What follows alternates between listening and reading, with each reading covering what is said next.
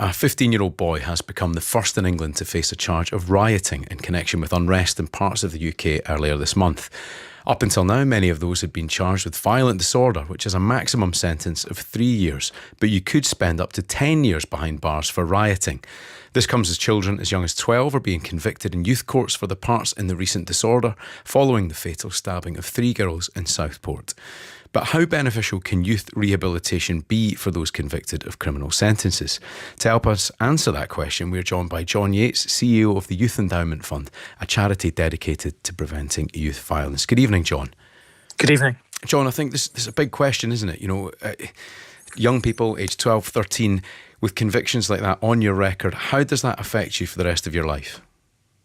Well, the first thing is, to be clear, these children are going to end up going to prison. As you said, a charge of rioting or a charge of violent disorder is such a serious offence that under the sentencing guidelines, even though these are children, they will end up in prison.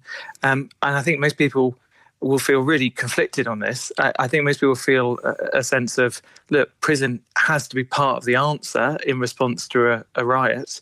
We needed a really clear message being sent to stop the violence happening. But I think there's probably also a little bit of an instinct that prison is a pretty awful place for a child to end up. And that's one of the reasons why the number of children in prison in this country has fallen massively over the last decade. It's gone from about 5,000, 4,000 or 5,000 children in prison to about just under 500 now. So it's really come down. So what's happened to these children is going to be pretty rare, and it's going to be pretty tough. Jon, are you concerned, and we've talked a lot about this on 5 Live, about the expediting of cases and young people potentially having serious custodial sentences? Because like we say, there's up to 10 years behind bars for rioting. Does it concern you at all about the pace this is happening?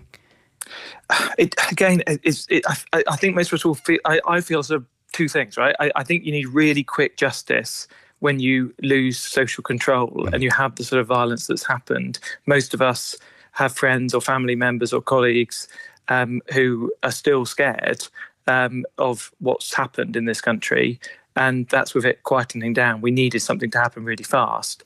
But I think if I had a magic wand, I'd be quite keen to try and do what we can to keep children out of prison. Now, the reason I say that is two things. Firstly, most of us want less crime. We want less violence. We don't want this stuff to happen again.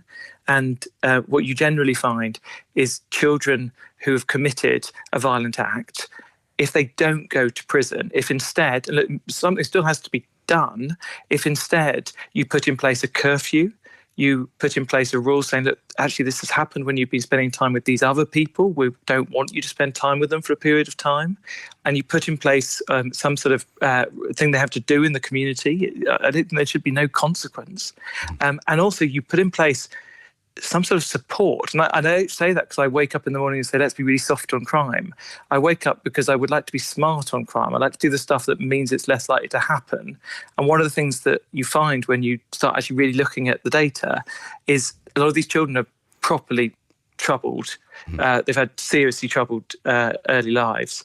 And what is the little bit good news in these circumstances is providing a high quality youth worker or a mentor is much more likely to lead, about 10 to 20% more likely to lead to the child not offending in the future. Or to put it in a more negative, fearful way, sending a child to prison on average makes them about 10 to 20% more likely to do it again when they come out. And that's what we want to avoid. I think that the final thing I think that's really important just to be just really sort of responsible to grasp is just how violent some of our child prisons are at the moment. So I don't think prison should be a lovely place. Like prison is a consequence, and there must be a loss of liberty, a loss of joy to that experience. Of course there must be. But just to give you a sense of it, inspectors went into Feltham, which is a prison for children, just last month. There's 84 children in Feltham, 84. It's not that many.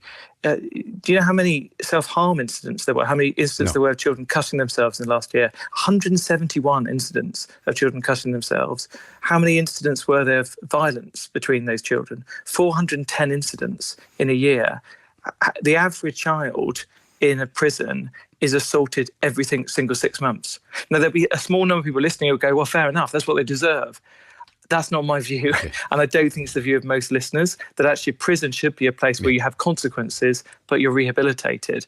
And the way that we treat child prisoners is really something to be ashamed of, and we should try and change it. Well, Jon, I'm really grateful to hear that this evening. It's really important to understand that. We appreciate your time. Jon Yates, CEO of the Youth Endowment Fund.